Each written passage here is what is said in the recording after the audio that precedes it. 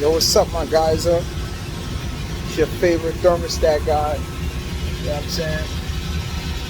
You know the drilly though. Anyway, today we're looking at pneumatically controlled, blah, blah, blah, blah, blah, blah, blah. This controller appears to be giving a problem. This is powers controller receiver. So we're gonna replace it today with a different kind of controller called a Limitem, which is this device. It's gonna go inside of the ductwork right there. That's your supply. I'm gonna put some gauges on it, bar plug. This is for your gauges. Copper. You guys know what it is. So I just gotta build this thing here, and I'm gonna put it together. Let's see what's going on. You dig it? Unit is discharging. What is that? 68 degrees. Okay. All right, so I'll see you guys in a few. You dig? Yo, what's up, my geysers? You dig? You know I'm back like cook crack. Joey don't sue me. You diggy? But this is what your Limitem's supposed to look like. When you finish, it should look just like this.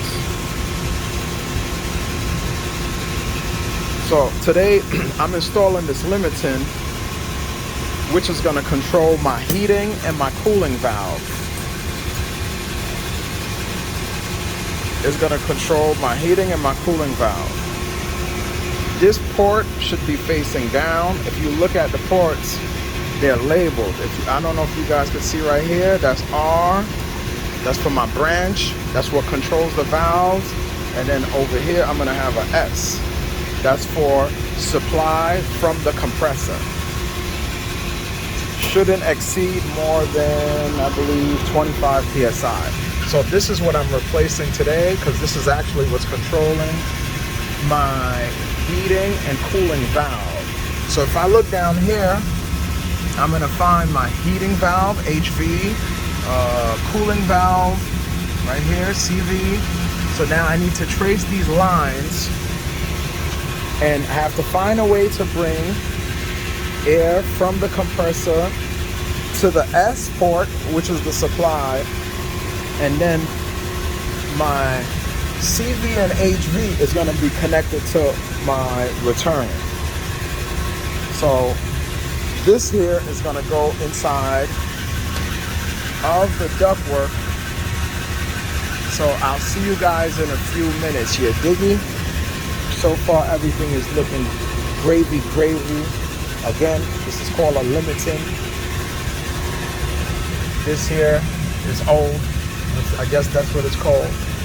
Old receiver controller from Powers. You diggy. So I'll see you guys in a few. Yo, what's up, my guys, my geysers? I'm back. I got this thing installed, the Limitem. Got the Limitem installed. I ran the hose along this line, came in the back of this thing here. For the supply, I was able to catch it somewhere here. Yeah, just to supply the main line. And then I did my connections for both the heating and cooling valve right here. You diggy? I know it looks like spaghetti. Hey, yo. So now, again, this is what it should look like. As you can see, my supply is connected, because I have something like a little over 15 PSI in there. I have nothing here. So now this is the most important part about the Limitem, most important aspect. So you're gonna need a flathead screwdriver that looks like this small. Yep. You look at the temperature right now, it is 73 degrees. So on this side we have no pressure. Remember, cooling, you need pressure to open the valve. Heating, you need zero pressure. So looking at this, I would say it's in heating. If we remove this, you see it's asking for about 100 degrees, and that is 73 degrees, so it has every right to be in heating. So this is what I was talking about as far as the most important aspect of this is to turn this dial here. You absolutely need a screwdriver. If you do it by hand, you done destroy the Limitem. So this was meant to be not calibrated, but adjusted with a screwdriver in the center here, not with your hands. This is the arrow pointing to the number that you want. So this is what it would look like. And how you want to know, how you're going to know that this works. Let's move over here real fast. These are the two valves I'm controlling. As you can see, there's no lip here, so that tells me that this is open. And we can look at the position here. It's all the way on the top. So now let's go adjust that dial. We're gonna bring it, is again 73 degrees. So I'm gonna bring this here to 60. Again, no rough housing with these things, you know. So you put it in the center here and you turn until that dial meets up with 60. Okay, I think that's about it. Wait, about here. See? Pointing at 60. After you look here, if it's correct, the temperature should be dropping. And well, not really. Of course, this thing's probably not calibrated. So the dial is off because it did move. Another possibility is that it could be leaking somewhere. So let's adjust it more.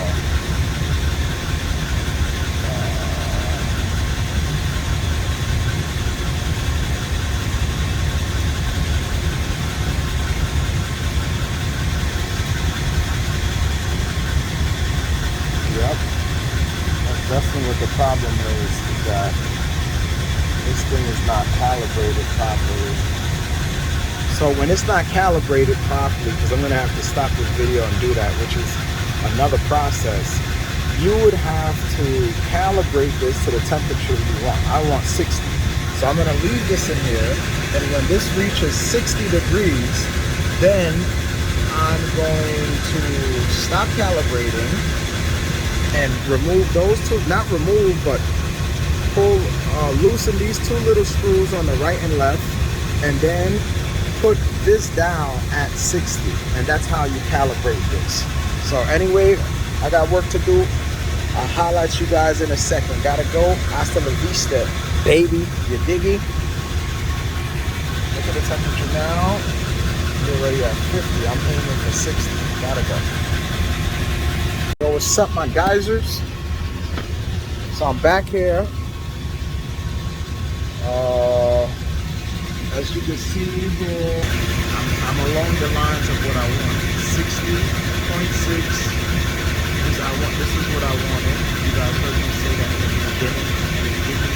But trying to get the number exact isn't here forever. So I could live with this. So now I have to set this down here to 60 so that it can match, and that's how you calibrate this. Other than that, my valves is open. This here serves a library. The library is nice and cool. So, you know, this concludes the video, you diggy? It's not my fault. You know what I'm saying? It ain't my fault, my guys. But anyway, you know what I'm saying? All the technicians hold down the fort. You diggy?